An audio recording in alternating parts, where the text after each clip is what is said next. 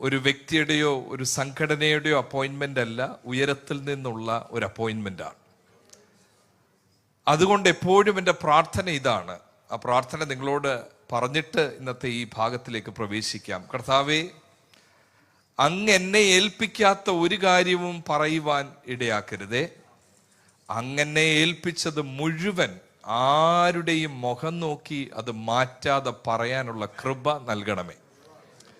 ഇന്ന് രാത്രിയിൽ ഞാൻ ആഗ്രഹിക്കുന്നത് അതാ. കർത്താവിൻ്റെ ഹൃദയം കർത്താവ് നമ്മളെ ഒന്ന് വെളിപ്പെടുത്തി കാണിച്ചായിരുന്നെങ്കിൽ. ഇങ്ങനെയുള്ള കൺവെൻഷൻ നമ്മൾ ഒരുമിച്ച് കൂടി വരുമ്പോൾ ഒരു എക്സ്പെക്റ്റേഷൻ ഉണ്ട്, ജനറലി ഒരു എക്സ്പെക്റ്റേഷൻ ഉണ്ട്. ആ എക്സ്പെക്റ്റേഷനെ കുറിച്ച് എനിക്കും അറിയാം, ബോധ്യമുണ്ട്. എന്നാൽ ചില സമയത്ത് ദൈവത്തിൻ്റെ വചനത്തിൻ്റെ ചില ചിന്തകൾ അതൊരു നിർബന്ധമായിട്ട് കിടക്കുകയാണ്. അവിടുന്ന് മാറാനൊക്കത്തില്ല, അങ്ങോട്ടും ഇങ്ങോട്ടും മാറാനൊക്കത്തില്ല.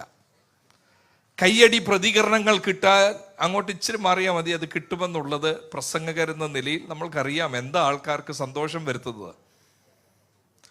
ഇന്ന് രാവിലെ മുതൽ ദൈവസന്നിധിയിലായിരുന്നപ്പോൾ ഞാൻ 2 പ്രാവശ്യം ചിന്തിച്ച്, കർത്താവേ, ഇത് തന്നെയാണോ? പിന്നെയും ഇത് തന്നെയാണോ? സംശയം കൂടാതെ പരിശുദ്ധാത്മാവ് ഉള്ളിൽ പിന്നെയും പിന്നെയും പറയുന്നു, ഗോ പ്രൊക്ലെയിം ദ വേർഡ്. എൻ്റെ മനസ്സിൽ പിന്നെയും വന്ന ചിഹ്നം ഇതാ, you don't deserve to stand there, I put you there, proclaim the word.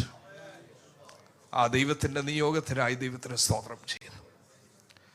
ഇന്നലെ നമ്മൾ ചിന്തിച്ചു വന്ന വേദഭാഗമാണ് ഒന്നുകൂടെ നമ്മൾ പരിശോധിക്കാൻ, ചിന്തിക്കാൻ പോകുന്നത്. യോഹന്നാന്റെ സുവിശേഷം 7-ാമത്തെ അധ്യായം 37-38 വാക്യങ്ങൾ വായിച്ചാണ് നമ്മൾ ആരംഭിച്ചത്. ആ വാക്യങ്ങൾ സുപരിചിതമായ 2 വാക്യങ്ങളാണ്. ഉത്സവത്തിന്റെ മഹാദിനമായ ഒടുക്കത്തെ നാളിൽ യേശു നിന്നുകൊണ്ട് പറയുക, ദാഹിക്കുന്ന ഏവരും എൻ്റെ അടുക്കൽ വന്ന് കുടിക്കട്ടെ. എന്നിൽ വിശ്വസിക്കുന്നവരുടെ ഉള്ളിൽ നിന്ന് തിരുവെഴുത്ത് പറയുന്നത് പോലെ ജീവജലത്തിന്റെ നദികൾ ഒഴുകും. എന്നിട്ട് അടുത്ത വാക്യത്തിൽ യോഹന്നാൻ അപ്പോസ്തലൻ എഴുതി വെക്കുക, ഇത് യേശു പരിശുദ്ധാത്മാവിനെ കുറിച്ചാണ് പറയുന്നത്. ആത്മാവിന്റെ പരിവർത്തനത്തിന് വേണ്ടി ദാഹിക്കുന്ന ഒരു തലമുറ യേശുവിന് വേണം എന്നാ യോഹന്നാൻ പറയുക. അതാ യേശു അർത്ഥമാക്കിയത്. ഇന്നത്തെ ഈ തലമുറയിലും വാത്സല്യ സഹോദരന്മാരെ, സഹോദരിമാരെ, ഈ വാക്കുകളാണ് ഈ പ്രദേശത്ത് കുവൈറ്റിൽ നിങ്ങളോട് ആത്മാവിന്റെ നിറവിൽ എനിക്ക് വിളംബരം ചെയ്യാനുള്ളത്. ദാഹിക്കുന്ന ആരെങ്കിലും ഉണ്ടെങ്കിൽ ഇന്നത്തെ ദിവസം രാത്രിയിലും expect God to touch you. പക്ഷെങ്കിൽ സന്ദേശം ഇതാദ്യത്തെ ഭാഗം ഒന്ന് കേൾക്കണം. ആ കാത്തിരിപ്പിന് വേണ്ടി നമുക്ക് സമയമെടുക്കാം. അന്നത്തെ കാലത്തുണ്ടായിരുന്നത് പോലെയാ ഇന്നത്തെ കാലവും. എന്തെന്ന് ചോദിച്ചാൽ, ഈ വിളംബരത്തോട് പ്രതികരിക്കാൻ ആരുമില്ല. ദാഹിക്കുന്ന ആരെങ്കിലും ഉണ്ടോ? നമ്മൾ പ്രതീക്ഷിക്കും ഇപ്പൊ ആരെങ്കിലും ഒക്കെ മുമ്പിൽ വരുമായിരിക്കും. ആരുമില്ല. അപ്പൊ ഞാൻ ഓർത്തിന്ന് ഉച്ചതിരിഞ്ഞ വേളയിൽ കുവൈറ്റിലുള്ള ദൈവമക്കൾ ഒരു വ്യാഴാഴ്ച ദിവസം അധ്വാനിച്ച്, ഇന്നത്തെ ദിവസം നിങ്ങളിൽ നല്ല ശതമാനം 80% ജോലി 8-10 മണിക്കൂർ കഴിഞ്ഞിട്ടല്ലേ ഇവിടെ വന്നിരിക്കുന്നത്. ഈ ജനത്തോടാണോ ഞാൻ വിളിച്ചു പറയാൻ പോകുന്നത് ദാഹമില്ല എന്ന്? അതെങ്ങനെ ഞാൻ വിളിച്ചു പറയും? ദാഹമില്ല എങ്കിൽ ഇവിടെ വരത്തില്ലല്ലോ ആരും. നമ്മള് കാൽമുട്ട് വേദനയും രാവിലെ മുഴുവൻ അധ്വാനിച്ച ക്ഷീണവും ഒക്കെ മാറ്റി പെട്ടെന്ന് മുഖം കഴുകി ഇവിടെ വന്നിരിക്കുകയല്ലേ. അപ്പൊ ഒരു പ്രഭാഷകൻ പറയുക, 7:37 അന്ന് ദാഹിക്കുന്നവർ വരട്ടെ എന്ന് പറഞ്ഞപ്പോ ആരും വന്നില്ല. അതുപോലെ ഇന്നും ആർക്കും ദാഹമില്ല എന്ന് പറഞ്ഞാൽ ആര് വിശ്വസിക്കും? ഇത് ആരിത് കൈക്കൊള്ളും? അതേ ദൈവമക്കളെ, അതാ ഞാൻ പിന്നെയും നിങ്ങളോട് പറയാൻ ആഗ്രഹിക്കുന്നത്. ദൈവം നമ്മളെ നോക്കുമ്പോ ദാഹമുള്ളവർ ഈ കൂട്ടത്തിലും വളരെ ചുരുക്കമാ. ഇല്ല എന്ന് പറയുന്നില്ല, വെരി ഫ്യൂ. എന്താ അർത്ഥമാക്കുന്ന പറയാം. ഈ ഉത്സവം എന്ന് പറയുന്നത് കൂടാര പെരുന്നാൾ. യഹൂദന്മാർക്കുണ്ടായിരുന്ന 3 പ്രധാന ഉത്സവങ്ങളാണ്. 1 പെസഹ പെരുന്നാൾ, 2 പെന്തിക്കോസ്ത് പെരുന്നാൾ, 3 ഈ കൂടാര പെരുന്നാൾ. Feast of tabernacles, Sukkot, feast of booths എന്നൊക്കെയാണ് അതിനെ വിളിക്കുന്നത്. ഒരാഴ്ച നീണ്ടു നിൽക്കുന്ന ഉത്സവമാണ്. അവിടെ പോകുന്നവർ ആത്മീകരാണോ ആത്മീകരല്ലാത്തവരാണോ? നിങ്ങൾ പറ. ആര് പോകും ഈ ഉത്സവത്തിന്?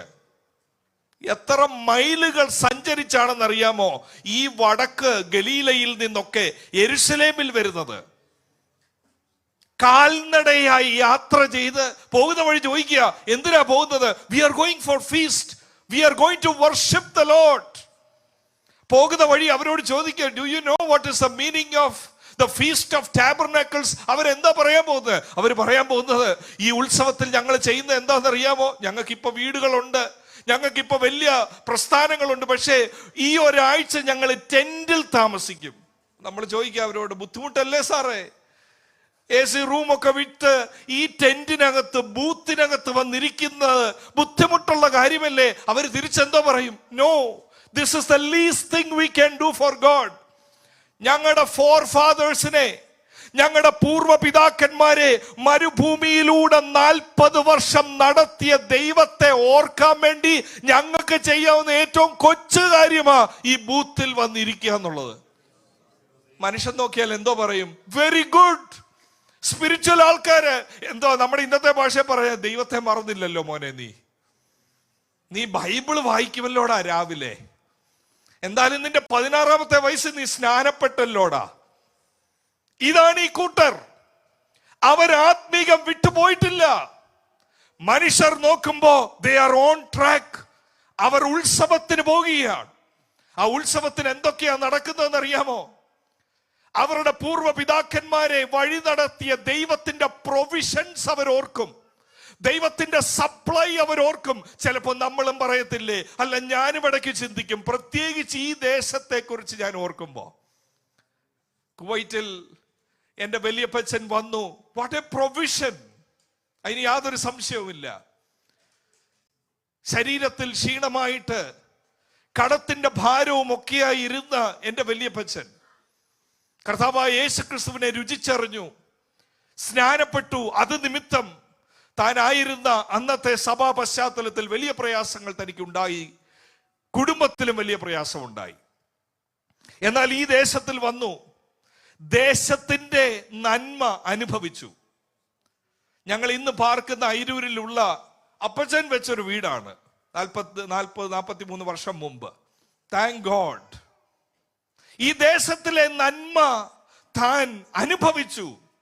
ഇപ്പൊ ഇന്നലെ ഞാൻ നടന്ന് മീറ്റിംഗ് കഴിഞ്ഞ് പോയപ്പോ ഒരാൾ എന്നോട് പറഞ്ഞു, NECKയുടെ പ്രധാന ബിൽഡിംഗ് ഇതാണ്. ഞാൻ ഒരു നിമിഷം അവിടെ നിന്നു. കാരണം ഞാൻ അത് ആൽബത്തിലാണ് കൂടുതൽ കണ്ടിട്ടുള്ളത്. ഏത് ആൽബത്തിൽ എന്ന് ചോദിച്ചാൽ എൻ്റെ അപ്പച്ചൻ്റെ ഫ്യൂണറലിന്റെ ആൽബം ആ ഹോളിലാണ് നടന്നത്, 1983. അപ്പൊ ഇത് ഓർക്കുമ്പോ എൻ്റെ മനസ്സിൽ ഉണ്ടാകുന്ന ഒരു ഖണ്ഡമിടറിയില്ലേ? ഇപ്പോൾ എൻ്റെ അപ്പച്ചനെ ദൈവം വഴി നടത്തിയല്ലോ, എൻ്റെ അപ്പച്ചന് ദൈവം പ്രൊവൈഡ് ചെയ്തല്ലോ, ഒരു വീട് വെക്കാൻ ഒത്തല്ലോ. അത് ഓർക്കുമ്പോ എന്നിൽ ഉണ്ടാകുന്ന ഒരു നന്ദി അത് ഈ കൂട്ടർക്കും ഉണ്ടല്ലോ. അതുകൊണ്ടല്ലേ അവരെവിടെ വന്നിരിക്കുന്നത്? പെസഹ പെരുന്നാളിന് വന്നിരിക്കുന്നത്. അതുകൊണ്ടാ അവരുടെ കംഫർട്ട് എല്ലാം മാറ്റിവെച്ച് അവരെവിടെ കിടക്കുന്നത്? ബൂത്തിൽ കിടക്കുന്നത്. അതുകൊണ്ടാണ് ഒരു ചടങ്ങുണ്ട് 7 ദിവസവും. എന്താ ചടങ്ങെന്നറിയാമോ? ഈ പുരോഹിതന്മാരെല്ലാം കൂടെ ദേവാലയത്തിൽ നിന്ന് നടന്ന് ശിലോവാം കുളത്തിൽ ചെല്ലും. അവിടെ നിന്നും വെള്ളം കയ്യിൽ എടുത്തുകൊണ്ട് യെശയ്യാ പ്രവാചകന്റെ പുസ്തകം 12ന്റെ 3-ാമത്തെ വാക്യം ഉരുവിട്ടുകൊണ്ടാണ് അവർ നടന്നു വരുന്നത്. അവിടെ വചനമുണ്ടോ? അവിടെ വചനവും ഉണ്ട്. യെശയ്യാ പ്രവാചകൻ എഴുതി വെച്ച വാഗ്ദത്തം, ദാഹമുള്ളവർ വരണം, ജീവജലം കുടിക്കണം, ഇത് പറഞ്ഞുകൊണ്ടാണ് ഈ പുരോഹിതന്മാർ വരുന്നത്. വന്നിട്ട് എന്തോ ചെയ്യും? ഈ അൾത്താരയിൽ, ഓൾട്ടറിൽ ഈ വെള്ളം ഒഴിക്കും. ചുറ്റും നിൽക്കുന്ന എല്ലാവരുടെയും ഉള്ളം നന്ദി കൊണ്ട് നിറയുക. അവര് ഇന്നത്തെ പല നമ്മുടെ കോൺഗ്രിഗേഷനിൽ കാണുന്നത് പോലെ കൈകെട്ടി നിർവിചാരികളായി ഇരിക്കുന്നവരല്ല. സങ്കീർത്തനം 113 മുതൽ 118 വരെ അവർ ഉറക്കെ വായിക്കുക. എന്തോർത്ത് വായിക്കുക? താങ്ക് ഗോഡ്, ഞങ്ങളുടെ പുരോഹിതന്മാർ ഈ ചെയ്യുന്നത് ഞങ്ങളെ ഓർമ്മപ്പെടുത്തുന്നത് ഞങ്ങളുടെ പൂർവ്വ പിതാക്കന്മാരെ ദൈവം നടത്തി, അവരെ നടത്തിയ ദൈവത്തിന് വേണ്ടി ഞങ്ങൾ സ്തോത്രം പറയുന്നു. അല്ല, ഇവിടെ ഇരിക്കുന്നവർ അങ്ങനെ നന്ദിയുള്ള ഹൃദയമുള്ളവരുണ്ടെങ്കിൽ ഒരു നിമിഷം കൈ ഉയർത്തി ഒന്ന് സ്തോത്രം ചെയ്യണം. ദൈവമേ, ഞങ്ങളെ നടത്തിയ ദൈവത്തിനായി സ്തോത്രം. അത് ഇല്ലാതായി പോകുമ്പോൾ അത് എന്തോ വലിയ അപകടമാണ്. പക്ഷേ എനിക്ക് നിങ്ങളോട് പറയാനുള്ളത്, ഈ ഹല്ലേലൂയ പറയുന്നവരോടാണ് യേശു വിളിച്ചു പറയുന്നത്. ദാഹിക്കുന്ന ആരെങ്കിലും ഉണ്ടോ ഇതിനകത്ത്? ഉത്സവത്തിന് വന്നിട്ടുണ്ട്, അവിടെ വചന വായനയുണ്ട്, അവിടെ സങ്കീർത്തന പാരായണമുണ്ട്, അവിടെ താമസിക്കുന്നത് കൂടാരത്തിലാണ്, അവിടെ ആത്മീകതയെല്ലാം നിലനിൽക്കുമ്പോഴാണ് ഇതാ ഒരു വ്യക്തി വിളിച്ചു പറയുന്നത്, ദാഹിക്കുന്നവരെല്ലാം ഈ ഉത്സവത്തിനകത്ത് വന്നിട്ടുണ്ടെങ്കിൽ ഇതിനകത്ത് കിട്ടത്തില്ല നിന്റെ ദാഹശമനി. എന്റെ അടുക്ക വന്ന ഞാൻ നിനക്ക് ജീവജലത്തിന്റെ നദി തരാം. അത് നിന്റെ ഉള്ളിൽ നിന്നും പരിശുദ്ധാത്മ പ്രവൃത്തിയായി ഒഴുകും വെളിയിലോട്ട്. ഇത് കർത്താവ് ഈ ദേശത്ത് ഇന്ന് രാത്രി ചെയ്യാൻ ആഗ്രഹിക്കുന്നു. കേവലം നന്ദി പ്രകടനം മാത്രമല്ല, കേവലം കൊടുത്ത ദിനാറ് മാത്രമല്ല, യേശുവിന് മാത്രം താങ്കളിൽ ചെയ്യാനുള്ള എന്തോ ഒരു വലിയ കാര്യത്തിനായി ഇൻവിറ്റേഷനാ. Come to me, believe in me, are you thirsty? I will do something in your life. തൃപ്തി പോരാ, ഹല്ലേലൂയ പോരാ, സ്തോത്രം പോരാ, ത്യാഗം പോരാ, ഞാൻ ഇത്രയും കൊടുത്തായിരുന്നു, ഇതൊന്നുമല്ല. യേശുവിനായിട്ടുള്ള കൊതിയുള്ള ഒരു തലമുറയെ ദൈവം ലോകവ്യാപകമായി തെരയുന്നു. കുവൈറ്റിലും തെരയുന്നു. മറ്റൊന്നിനും തൃപ്തനല്ല, പാട്ടിൽ തൃപ്തനല്ല, കൊടുത്തതിൽ തൃപ്തനല്ല. എനിക്കെന്റെ യേശുവിനെ കാണണം, എനിക്കെന്റെ യേശുവിനെ അനുഭവിക്കണം, എനിക്കെന്റെ യേശുവിന്റെ ശബ്ദം കേൾക്കണം. ആരും പ്രതികരിക്കുന്നില്ല ഇവിടെ. ഈ യോഹന്നാന്റെ സുവിശേഷം 7 പറയുന്നതിനോട് ആരും പ്രതികരിക്കുന്നില്ല. കാരണം അങ്ങനെ ഒരു കാലഘട്ടമാ ഇന്ന് നമ്മുടെ കാലഘട്ടം. ഇവിടെ കൂടാരങ്ങളുണ്ട്, അതിന് നമ്മുടേതായ ഉപവാസ പ്രാർത്ഥന എന്ന് വിളിക്കാം. ഒരു വെള്ളിയാഴ്ച പട്ടിണി ഇരിക്കുമ്പോൾ ഞായറാഴ്ച രാവിലെ ഒരു മീല് സ്കിപ്പ് ചെയ്യുമ്പോൾ നമ്മൾ ചിന്തിക്കുന്നത്, I am following my forefathers, I am doing well, I am spiritual. ഒരു 3000 രൂപ 5000 രൂപ ഒരു പാസ്റ്ററിനോ മിഷണറിക്കോ അയച്ചു കൊടുക്കുമ്പോൾ ചെല്ല് പറയുന്നത് ഇങ്ങനെയാ, എൻ്റെ അപ്പച്ചൻ്റെ ആഗ്രഹമായിരുന്നു, ഞാൻ അത് നിവർത്തിക്കുക. അത് അപ്പച്ചനോടുള്ള സ്നേഹമാണ്, ദൈവത്തോടുള്ള സ്നേഹമല്ല. നമ്മൾ ഒത്തിരി കാര്യങ്ങൾ ചെയ്യുന്നു, എന്നാൽ കേൾക്കണമേ, ഒരു ഫോൾസ് സ്പിരിച്വാലിറ്റി എവിടോ കയറി വന്നു. അന്ന് മാത്രമല്ല, ഇന്ന് നമ്മുടെ സമൂഹങ്ങളിലും കയറി വന്നിരിക്കുക. Not true spirituality. അവിടെ വേർഡ് ഉണ്ട്, അവിടെ വർഷിപ്പ് ഉണ്ട്, അവിടെ ത്യാഗവുമുണ്ട്. പക്ഷെ അവിടെ ഇല്ലാതായത് ദാഹമില്ല, ഒരു ഭയങ്കര വാഞ്ചയില്ല, ബാക്കിയെല്ലാം ഉണ്ട് അവിടെ. ഇതിന് കാര്യം ഇന്നലെ രാത്രി നമ്മൾ ചിന്തിച്ച് നിർത്തിയത് 7-ന്റെ 3, 4, 5 വാക്യങ്ങളാണ്. അവിടെ എഴുതിയിരിക്കുന്നത്, ഈ ഉത്സവത്തിന് പങ്കെടുക്കാൻ മെനക്കെട്ട് പോയ കൂട്ടത്തിലുള്ള ഒരു കൂട്ടം ആൾക്കാരാണ് യേശുവിൻ്റെ സഹോദരന്മാർ. ആ സഹോദരന്മാർ യേശുവിനോട് പറയുന്ന ഒരു കാര്യമുണ്ട്. എന്താ പറയുന്നത്? 7-ന്റെ 3 ശ്രദ്ധിച്ച്, ചാപ്റ്റർ 7 വേഴ്സ് 3. അവന്റെ സഹോദരന്മാർ അവനോട്, നീ ചെയ്യുന്ന പ്രവർത്തികളെ നിന്റെ ശിഷ്യന്മാരും കാണേണ്ടതിന് ഇവിടം വിട്ട് യഹൂദയിലേക്ക് പോകാം. പ്രസിദ്ധനാകുവാൻ ആഗ്രഹിക്കുന്നവനാരും രഹസ്യത്തിൽ ഒന്നും ചെയ്യുന്നില്ലല്ലോ. നീ ഇത് ചെയ്യുന്നുവെങ്കിൽ ലോകത്തിന് നിന്നെ തന്നെ വെളിപ്പെടുത്തുക. Show your self. ഇവന്റെ അടുക്ക് ഈ പ്രസംഗം എറിക്കുവോ? ഏത് പ്രസംഗം? ദാഹിക്കുന്നവൻ എന്റെ അടുക്ക വരട്ടെ. ഇതാരാ കേൾക്കാൻ നിൽക്കുന്നത്? യേശുവിന് ബൈബിൾ ക്ലാസ് അങ്ങോട്ട് എടുക്കാൻ നിൽക്കുക. ഈ കൂട്ടർ യേശുവിന്റെ സഹോദരന്മാരും പോകുക ഉത്സവത്തിന്. യേശുവിന്റെ സഹോദരന്മാരോട് ചോദിക്കുക, എന്തിനാ പോകുന്നത്? We have a heart full of gratitude. We want to praise, we want to worship, we are willing to spend, we are going. യേശുവിനെ മനസ്സിലായിട്ടില്ല ഇതുവരെ. ആർക്ക്? യേശുവിന്റെ സഹോദരന്മാർക്കും. വർഷിപ്പ് ഉണ്ടെങ്കിലും, പ്രൈസ് ഉണ്ടെങ്കിലും, ഗിവിംഗ് ഉണ്ടെങ്കിലും അർത്ഥ സഹോദരനായ യേശു ആരാ എന്ന് മനസ്സിലായിട്ടില്ല. പിന്നെ അവരുടെ ഉപദേശം എന്താ? അവരുടെ സജഷൻ യേശുവിനോടുള്ളത്, ഡു സംതിങ് പബ്ലിക്ലി. ഞാൻ ഇതിനെ 3 ഒരു വാക്കുകൾ ഉപയോഗിച്ചാൽ ഈ സഹോദരന്മാർ മുമ്പോട്ട് വെക്കുന്ന ഒരു ആത്മീകതയുണ്ട്. അത് ഏത് ആത്മീകതയാണെന്ന് അറിയാമോ? ഒന്ന് ഞാൻ കാണുന്നത്, ദാറ്റ് ഈസ് പെർഫോമൻസ് സ്പിരിച്വാലിറ്റി. എന്തോ സ്പിരിച്വാലിറ്റിയാ? പെർഫോമൻസ്. എന്തോ യേശുവിന്റെ സഹോദരന്മാർ ആഗ്രഹിക്കുന്നത്? Jesus, you go and do something spectacular. അപ്പൊ നിനക്ക് എന്തോ കിട്ടും? ഒരുപാട് ആളിനെ കിട്ടും, ആള് കൂട്ടാം. നമ്മുടെ സമൂഹത്തിൽ ഇങ്ങനൊരു പ്രവണത കൂടി വന്നിരിക്കുന്നു. എന്ത് പ്രവണത? പെർഫോമൻസ് സ്പിരിച്വാലിറ്റിയുടെ ഒരു ട്രാപ്പ്. അവിടെ എന്താ ആൾക്കാരെ നയിക്കുന്നത്? എങ്ങനെങ്കിലും ആളെ കൂട്ടണം, എങ്ങനെയെങ്കിലും സഭയിൽ.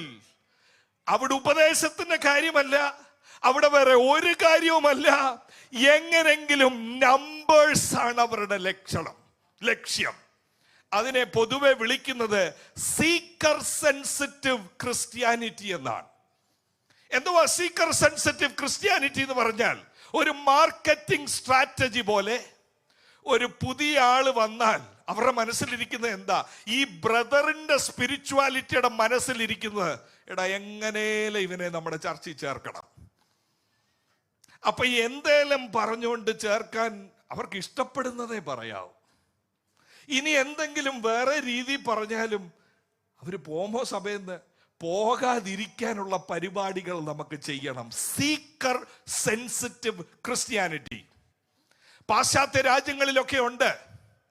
ചായ സെർവ് ചെയ്യും, ടീ, അതിന്റെ കൂടെ ഒരു സ്നാക്ക്. ഇതെങ്ങനെങ്കിലും അറിയത്തില്ല ഇവരെ എങ്ങനെ പിടിച്ചു നിർത്തണമെന്ന്. എങ്ങനെങ്കിലും സഭയിലൊന്ന് പിടിച്ചു നിർത്തി സഭ നമ്പേഴ്സിൽ ഒന്ന് കൂടുന്നത് കണ്ടാ മതി. ഇങ്ങനെയുള്ളവരോടാണ് യേശു ഒരു ആത്മീക കാര്യം വിളിച്ചു പറയുന്നത്. ദാഹിക്കുന്നവർ എന്റെ അടുക്ക വരണം. വരുമോ ഈ പുള്ളികൾ? ഞാൻ ചിന്തിക്കുകയായിരുന്നു, ഈ സഹോദരന്മാരുടെ സജഷൻ ഉള്ളവരെ ഇന്ന് നമ്മുടെ സഭയിൽ കണ്ടാൽ അവരിരുന്നോണ്ട് പറയുക, see Jesus, your speaking, preaching is the problem. You do some works, all are attracted to you. കാരണം 6:14 എഴുതിയിട്ടുണ്ട്, 5 അപ്പം കൊണ്ട് 5000 പേരെ പോഷിപ്പിച്ചപ്പോ അവരെന്തോ പറഞ്ഞു? Very good, you should become king, senior pastor ആകണം, ഞങ്ങളെല്ലാം ചർച്ച വരാം. പക്ഷെ യേശുവേ, ചുമ്മാ 6:25 പറഞ്ഞില്ലേ, നിങ്ങൾ എന്നെ തെരയുന്നത് അപ്പത്തിന് വേണ്ടിയാ. ഞാൻ ചുമ്മാ അപ്പം തരാൻ വന്ന ആളല്ല, എന്നെ ഭക്ഷിക്കണം, ഞാൻ നിത്യജീവൻ തരാൻ വന്നതാ. ഇതൊന്നും പറഞ്ഞാൽ ആളെ കിട്ടുവോ? ആളെ കിട്ടത്തില്ല. 6:60 വാക്യം ഈ സഹോദരന്മാർക്ക് മനസ്സിലായി. ഈ പെർഫോമൻസ് സ്പിരിച്വാലിറ്റിയിൽ അവർ പറയുന്നൊരു വാക്കാണ് ഈ 6:60. അവന്റെ ശിഷ്യന്മാർ പലരും അത് കേട്ടിട്ട് ഇത് കഠിന വാക്ക്. പെർഫോമൻസ് സ്പിരിച്വാലിറ്റിയിൽ എന്തോ ഇല്ല, കഠിന വാക്കുകളില്ല. കഠിന വാക്ക് പറഞ്ഞാൽ ആൾക്കാർ എന്തോ പറയും? അടുത്ത സഭയിൽ പോവും. ഞാൻ ഈ കഴിഞ്ഞ ദിവസം വേറൊരു ദേശത്തായിരുന്നു, അങ്ങനെ അങ്ങ് സംഭവിച്ചു പോയി. എനിക്കറിയത്തില്ല ഇവിടെ എങ്ങനെയാന്ന്. ഞാൻ പറഞ്ഞു, ഒരു പേര് ഞാനങ്ങ് പറയുക, ഇമ്മാനുവേൽ സഭ. അപ്പൊ 2 പേര് ചിരിക്കാൻ തുടങ്ങി. ഇമ്മാനുവേൽ സഭയിലാണ് കഠിനവാക്കുള്ളതെങ്കിൽ ഞാൻ പറഞ്ഞു, ആരുടെ എനിക്കറിയത്തില്ലല്ലോ എത്ര സഭയുണ്ട്. ഇമ്മാനുവേൽ സഭയിൽ കഠിനവാക്ക് പറഞ്ഞാൽ ഈ ആൾ അവിടുന്ന് ഇറങ്ങി ബഥനിയിലോട്ട് പോകും. ബഥനിയിൽ കഠിനവാക്കാണെങ്കിൽ അവിടുന്ന് ചാടി ബഥേലിലോട്ട് പോകും. അവിടെ കഠിനവാക്കാണെങ്കിൽ ഗിൽഗാലിൽ ചാടും. നമ്മൾ ഇങ്ങനെ തുറന്നിട്ടിരിക്കുകയല്ലേ. Seeker sensitive Christianity. സഹോദരന്മാര് പറയുക, എല്ലാം വിട്, വലിയ പ്രസംഗമൊക്കെ വിട്, എങ്ങനെയല്ല ആളെ കൂട്ടാൻ നോക്ക് സാറേ. ഒരു കാര്യം കേൾക്കണമേ, കുവൈറ്റിൽ പാർക്കുന്ന ദൈവമക്കളെ, അല്ല ഈ മീഡിയയിലൂടെ വീക്ഷിക്കുന്ന ഏവരുമേ, സീക്കർ സെൻസിറ്റീവ് ക്രിസ്ത്യാനിറ്റി അല്ല biblical spirituality. Seeker sensitive spirituality അല്ല ദൈവവചനത്തിന്റെ വീക്ഷണം. എങ്ങനെയെങ്കിലും 4 പേരെ കൂട്ടി 4 പുത്തനുണ്ടാക്കുന്നതല്ല ദൈവസഭയുടെ ദർശനം. ഇതിനകത്ത് ദാഹമുള്ളവരാണ് പ്രവേശിക്കേണ്ടത്. എന്ന് പറഞ്ഞാൽ ഓരോ ഞായറാഴ്ചയും ദാഹമുള്ളവരുടെ ദാഹം ശമിപ്പിപ്പാൻ ദൈവവചനത്തിന്റെ ശുശ്രൂഷയും, ദാഹിച്ചോണ്ട് ഒരാൾ പോലും ഇറങ്ങിപ്പോകാതെ ദാഹമുള്ളവനെ ഫീഡ് ചെയ്യുന്നതാ. ദാഹമുള്ളവനെയും വിശപ്പുള്ളവനെയും സംരക്ഷിക്കുന്നതല്ല, അവനെ ഫീഡ് ചെയ്യുന്നതാ ദൈവവചനത്തിന്റെ ശുശ്രൂഷ. എന്നാൽ ഇന്ന് ഏറ്റവും തിരസ്കരിക്കപ്പെടുന്നതാണ് the ministry of God's word. In performance spirituality, it is only a matter of numbers. ഞാൻ ചോദിക്കട്ടെ, യേശുവിന്റെ ഈ വലിയ ഇൻവിറ്റേഷൻ, ദാഹമുണ്ടോ എന്റെ അടുക്ക വരിക എന്നുള്ള ഇൻവിറ്റേഷൻ, ഇന്ന് രാത്രി ഞാൻ ഒന്നുകൂടെ വിളിച്ചു പറയട്ടെ, കഠിന വാക്കെന്ന് പറഞ്ഞ് മാറി നിൽക്കണ്ട. ഇതെന്നെ അസ്വസ്ഥതപ്പെടുത്തുന്നു എന്ന് പറഞ്ഞ് മാറി നിൽക്കണ്ട. യേശുവുമായി ബന്ധമുള്ളവൻ പറയും, ഇതെന്നെ സന്തോഷിപ്പിച്ചില്ലെങ്കിലും ഇതെന്നെ മുറിപ്പെടുത്തിയാലും എന്റെ നാഥൻ, എന്റെ മണവാളൻ, ആ ശബ്ദം എനിക്ക് ഇമ്പമാണ്. നമ്മുടെ മൂവ്മെന്റിൽ ഇതങ്ങ് കൂടി വന്നെന്ന് ഞാൻ ഉദ്ദേശിക്കുന്ന പെന്റക്കോസ്റ്റൽ മൂവ്മെന്റിൽ ഇതങ്ങ് കൂടി വന്നു. നമ്മൾ സാക്ഷ്യം പറയാൻ എഴുന്നേൽക്കുമ്പോഴും ഒരു വാക്കുണ്ട്, എന്നെ സന്തോഷിപ്പിച്ച വാക്ക് വായിച്ചോണ്ട് ഞാൻ ഇരുന്നോളാം.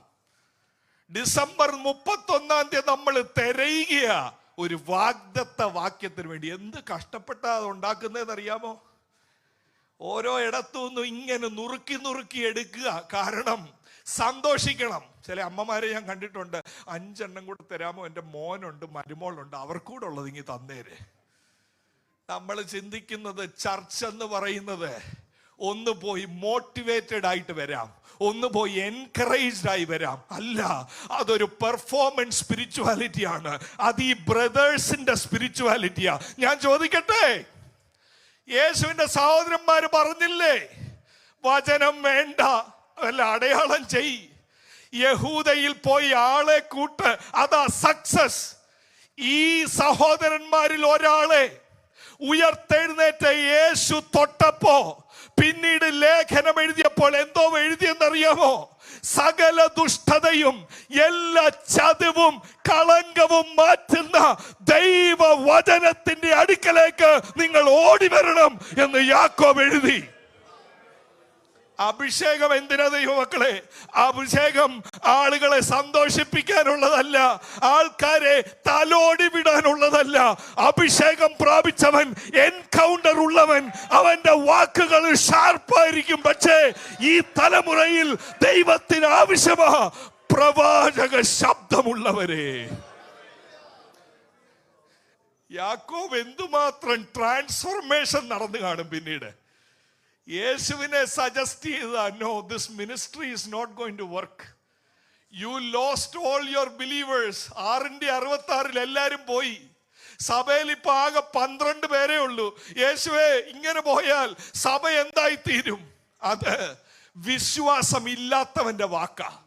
7:5 എഴുതിയിട്ടുണ്ടല്ലോ, സഹോദരന്മാർക്ക് വിശ്വാസം ഇല്ലായിരുന്നു.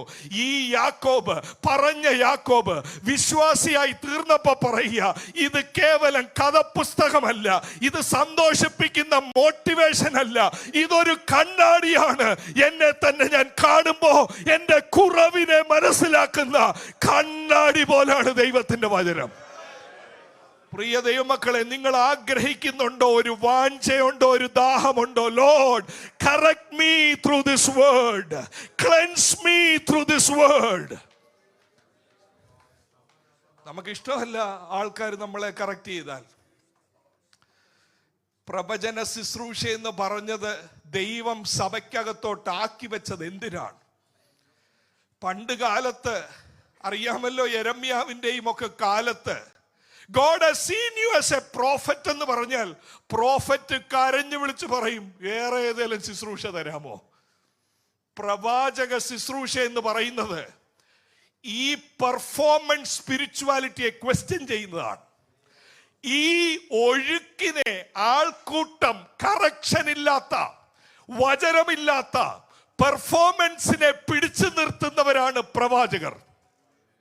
എന്നാൽ ഇന്ന് നമ്മൾ ഒരാളോട് പറയാ God has seen you as a prophet എന്ന് പറഞ്ഞാൽ തുള്ളിച്ചാടും. അതിന്റെ അർത്ഥം നല്ല കാര്യങ്ങൾ പറയാം.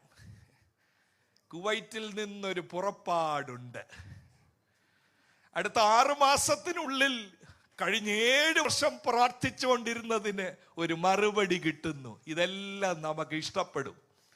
ഈ വലിയ സദസ്സിൽ ഞാൻ ചോദിക്കട്ടെ, ആരെങ്കിലും തലേ കൈവച്ച് പറഞ്ഞിട്ടുണ്ടോ ദ്രവ്യാഗ്രഹമുള്ള വ്യക്തിയാണ് താങ്കൾ? ആരോടും പറയാൻ സാധ്യതയില്ല. ഉള്ളിൽ രഹസ്യ പാപങ്ങൾ ഉൾക്കൊണ്ടുകൊണ്ട് ഭക്തനായി നടിക്കുന്നയാളാണ് താങ്കൾ. ആരെങ്കിലും നമ്മളോട് പറഞ്ഞിട്ടുണ്ടോ? പറയാൻ സാധ്യതയില്ല. ദാഹമുള്ളവരാരാൻ ചോദിച്ചാൽ, ഈ ദാഹം എന്തിന്റെ ദാഹമാണെന്നറിയാമോ? ദൈവമേ, എന്നിലേക്കാണ് ആ ദൂത് തരുന്നതെങ്കിൽ ഞാൻ വിളിച്ചു പറഞ്ഞോളാം ഈ കാലഘട്ടത്തോട്, മാന്യതയെക്കാട്ടിൽ, മനുഷ്യന്റെ പുകഴ്ചയെക്കാട്ടിൽ, മനുഷ്യന്റെ ഉയർച്ചകളെക്കാട്ടിൽ, I will be pleasing to you, I will be faithful to you, give me your word, give me your spirit, I will stand for you എന്ന് പറയുന്ന ഒരു തലമുറ. Are you thirsty, my dear people of God? നമുക്ക് അങ്ങനെ ഒരു ദാഹം ഉണ്ടോ? ദൈവമേ, എന്റെ മേൽ ആ കറക്ഷൻ ഞാനാ മാറണമെങ്കിൽ ഹിയർ ഐ ആം. എന്നിലൂടാണ് ശബ്ദം പോകണമെങ്കിൽ ഹിയർ ഐ ആം. അങ്ങനെ ഒരു ദാഹം. രണ്ടാമത്, ഈ സഹോദരന്മാർ മുമ്പോട്ട് വെക്കുന്ന ഒരു സ്പിരിച്വാലിറ്റി, എന്തിന്റെ സ്പിരിച്വാലിറ്റി ആണെന്നറിയാമോ? പെർഫോമൻസ് സ്പിരിച്വാലിറ്റിയെ പോലെ ഒരു കാര്യമാ സൂപ്പർഫിഷ്യൽ സ്പിരിച്വാലിറ്റി. എന്താ ഈ സൂപ്പർഫിഷ്യൽ സ്പിരിച്വാലിറ്റി? ഉപരിവിപ്ലവ തലത്തിലുള്ള ഒരു ആത്മീയത. അവർ ഉത്സവത്തിന് പോകുന്നുണ്ട്, അവർ കൊടുക്കുന്നുണ്ട്, കൂടാരത്തിൽ കിടക്കുന്നുണ്ട്, ടോർച്ച് പിടിക്കുന്നുണ്ട്, വെള്ളം ഒഴിക്കുന്നുണ്ട്, സ്വത്രം സ്വത്രം പറയുന്നുണ്ട്, കരയുന്നുണ്ട്. പക്ഷേ വേരില്ലാത്ത ഒരു ആത്മീയതയാണത്. സൂപ്പർഫിഷ്യൽ എന്ന് പറഞ്ഞാൽ there is worship without word, there is crowd without discipleship. ശിഷ്യത്വമില്ലാത്ത പുരുഷാരം, ദൈവവചനമില്ലാത്ത വചന ശുശ്രൂഷ. ദൈവവചനമില്ലാത്ത വചന ശുശ്രൂഷയോ എന്ന് പറഞ്ഞാൽ എന്താ? ഉത്സവത്തിൽ എന്തോ ഉണ്ടായിരുന്നു, സങ്കീർത്തനമുണ്ട്. 113 മുതൽ 118 വരെയുള്ള അധ്യായങ്ങൾ വായിക്കുന്നുണ്ട്. സങ്കീർത്തനം വായിക്കുമ്പോൾ ഒന്നും തോന്നത്തില്ല, സന്തോഷമേ ഉള്ളൂ. കാരണം പല സങ്കീർത്തനവും പറയുന്നത് ശത്രുവിന്റെ മേളിൽ ഇടിവെട്ടുന്നത് നീ കാണും. അതൊക്കെ പറയുമ്പോൾ നമുക്ക് വലിയ സന്തോഷമാണ്. എവിടോട്ട് പോകുമ്പോഴായി പ്രശ്നം? നിന്റെ ശത്രുവിനെ നിന്നെ പോലെ തന്നെ സ്നേഹിക്കണം, അതാ പ്രശ്നം. ഇത് രണ്ടും കൂടെ അങ്ങോട്ട് മിക്സ് ആകാത്തതുപോലെ സങ്കീർത്തനം ചില പറയുന്നത് ഇങ്ങനെയാ. ബൈബിൾ ഇങ്ങനെ നോക്കിയാൽ മതി, ഏതിന്റെ സ്പിരിച്വാലിറ്റിയാന്ന് അറിയാനൊക്കും. ഈ നടുഭാഗം ഇങ്ങനെ വെളിയിലോട്ട് തള്ളി നിൽക്കുന്ന ബൈബിളുകളുണ്ട്. രാവിലെ സങ്കീർത്തനം, ഉച്ചയ്ക്ക് സങ്കീർത്തനം, വൈകിട്ട് സങ്കീർത്തനം. സങ്കീർത്തനം വായിക്കുന്നത് നല്ലതാ, പക്ഷേ യേശുവിനെയും കൂടെ ഒന്ന് പഠിക്കണം. ജീസസിന്റെ ഒരു സ്പിരിച്വാലിറ്റി ഉണ്ട്. ആ സ്പിരിച്വാലിറ്റി എന്ന് പറയുന്നത് സൂപ്പർഫിഷ്യലായിട്ട് കൈവെക്കുന്നതല്ല, സൂപ്പർഫിഷ്യലായിട്ട് ആരാധിക്കുന്നത് പോലുമല്ല. സൂപ്പർഫിഷ്യൽ ആരാധന എന്ന് പറഞ്ഞാൽ എന്താ? ഞാൻ പറയാം.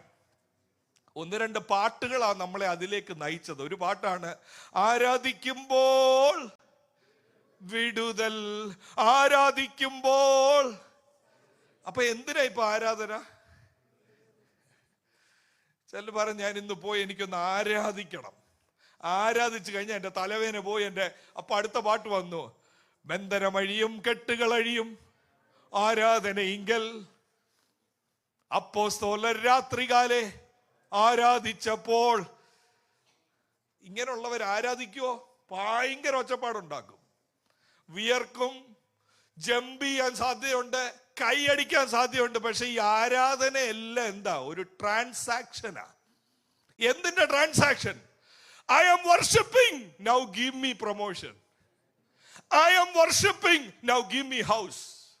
I am worshiping, my daughter is seeking admission, please bless her. I am a worshipper, please. അതിന്റെ കൂടെ ഒരു പാട്ടുകൂടി പാടുത്ത വരും, അവനാർക്കും അതുകൂടായപ്പൻ റെഡി ആയല്ലോ.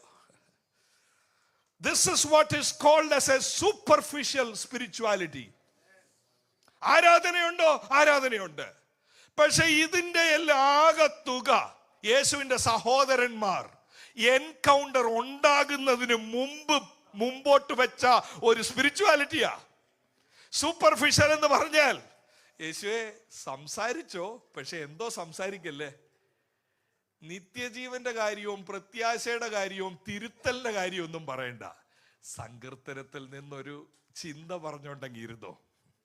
അതുകൊണ്ട് ഞാൻ കൊച്ചുനാളിൽ വളർന്നു വന്ന സമയത്ത് ഏറ്റവും കൂടുതൽ പ്രസംഗം കേട്ടിട്ടുള്ളത് ദാവീദ്, യോസഫ്, എരിഹോ മതിൽ, യോർദാൻ. ആരിലേക്ക് വരത്തില്ല? യേശുവിലേക്ക് വരത്തില്ല. യേശുവിലേക്ക് വന്നാൽ എന്ത് പറയാൻ ഒക്കും? പിന്നെ ഈ ദാവീദിനെയും ഗോലിയാത്തിനെയും പിടിച്ചു കഴിഞ്ഞാൽ 3 സെഷൻ ഉപവാസ പ്രാർത്ഥനയാണേ. ഒന്നാം ദിവസം 1-ാം സെഷനിൽ ഗോലിയാത്ത് ഒരു വഴിക്കൂടെ വരുന്നു, ഗോലിയാത്തിന്റെ വിവരണം. 2-ാം സെഷനിൽ ദാവീദ് മറ്റേ വഴി കൂടെ വരുന്നു. നാളെ ഒരാൾ പറഞ്ഞ പോലെ 3-ാം സെഷനിലെങ്കിലും അങ്ങ് എറിയണേ.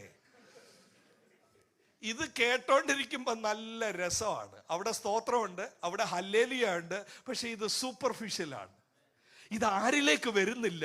യേശുവിലേക്ക് വരുന്നില്ല. ദാവീദിനെ കുറിച്ച് ഒരു പ്രസംഗം പ്രിപ്പയർ ചെയ്താലും അത് യേശുവിങ്കൽ വന്ന് നിൽക്കണം. ഗോലിയാത്തിന്റെ വിവരണം ഇന്ന് എന്റെ നെയ്ബർ അല്ല ഗോലിയാത്ത്. എന്റെ പ്രമോഷൻ തടഞ്ഞു വെച്ചിരിക്കുന്ന ആളല്ല ഗോലിയാത്ത്. എന്റെ ജഡമാണ് എനിക്കെതിരായി നിൽക്കുന്നത്. ഈ ജഡത്തെ മരിപ്പിക്കാൻ വേണ്ടി, ദ്രവ്യാഗ്രഹത്തെ മരിപ്പിക്കാൻ വേണ്ടി, എന്റെ ദർശനത്തെ മാറ്റുന്ന എല്ലാത്തിനെയും വിട്ടോടാൻ വേണ്ടി എനിക്ക് ആത്മനിറവ് വേണം. അതിന്റെ ഒരു വിളിയാണ് യേശു പറയുന്നത്. പ്രിയ ദൈവമക്കളെ, ആരാധനയെന്നുള്ളത് എന്തേലും ഇങ്ങോട്ട് കിട്ടാനുള്ള നമ്മുടെ പ്രഹസനമോ വൈകാരിക തിരയിളക്കമോ അല്ല ആരാധന. നമ്മളെ രക്ഷിച്ച ദൈവത്തിന്റെ മുമ്പിൽ നമ്മളെ തന്നെ സാഷ്ടാംഗം വീണ് ഏൽപ്പിച്ചു കൊടുക്കുന്ന നന്ദി അർപ്പണമാണ് ആരാധന. അതാ ഒരു നല്ല പാട്ടാണ് ഇവിടെ പാടിയത്, എന്റെ ജീവിതമാണ് എന്റെ ആരാധനയെന്ന്. അങ്ങനാണെങ്കിൽ സൂപ്പർഫിഷ്യൽ ക്രിസ്ത്യാനിറ്റിയിൽ 2 മണിക്കൂറേ ഉള്ളൂ ആരാധന. സൂപ്പർഫിഷ്യൽ ക്രിസ്ത്യാനിറ്റിയിൽ പെസഹ പെരുന്നാളിനും കൂടാര പെരുന്നാളിനുമേ ഉള്ള ആരാധന. ഞാൻ ഇവിടെ ഇരിക്കുന്നവരോട് ചോദിക്കട്ടെ, your worship, is it only during the convention time? Is it only during Friday morning, or when you are working, when you are in university? You may not be singing song, you may not be lifting your arms. പക്ഷേ ആൾക്കാർക്ക് കാണാം, ഇടയ്ക്ക് കണ്ണുനീര് തുടയ്ക്കുന്നു, ഇടയ്ക്ക് സ്തോത്രം പറയുന്നു. അതെന്തേലും കിട്ടാനുള്ളതിന്റെ ഒരു ഉപാധിയല്ല. രക്ഷിച്ച ദൈവത്തെ ഓർത്ത്, വീണ്ടും ജനനം ഓർത്ത് എന്റെ നന്ദി പ്രകടനമാണ് ആരാധന. ഇത് നമ്മുടെ സമൂഹത്തിൽ കുറഞ്ഞിരിക്കുന്നു. നമ്മുടെ സമൂഹം ഏതോ തെറ്റായ ഒരു ദിശയിലേക്ക് പോകുന്നു. അതിനകത്തുള്ളത് പെർഫോമൻസിനൊരു പ്രയാസവും ഇല്ല. പ്രത്യേകിച്ച് ഇപ്പൊ മീഡിയയും കൂടെ ആയപ്പോ നമുക്കറിയാം, വി ക്യാൻ ഡു എനിത്തിങ്. ചിലര് ഇങ്ങനെ പ്രസംഗിച്ചോണ്ട് നിൽക്കുന്ന കാണാം, എന്നിട്ട് പെട്ടെന്ന് ഒരു വലിയ ക്രൗഡിനെ കാണും.